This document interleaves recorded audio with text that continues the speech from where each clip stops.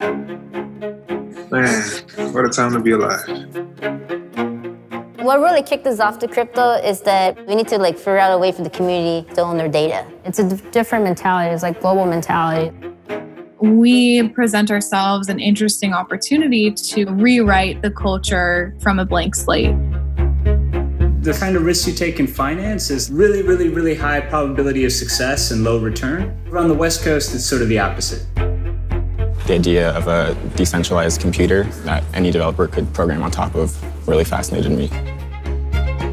There's some things that we've deployed that are now protecting billions of dollars, which is exciting and frightening at the same time. Basically, I realized that we had a really big problem with our design. If you're a new engineer and you see this new thing growing and you commit to learning about it, that's like a golden ticket.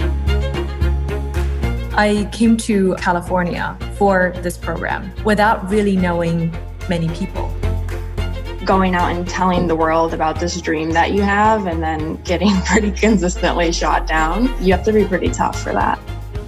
It took a little convincing for me to tell my wife that I would leave my very comfortable corporate job to go and pursue a startup with a guy I just met. I moved from Miami to San Francisco 7 months ago, put my whole family in a Jeep to join the DeFi revolution here.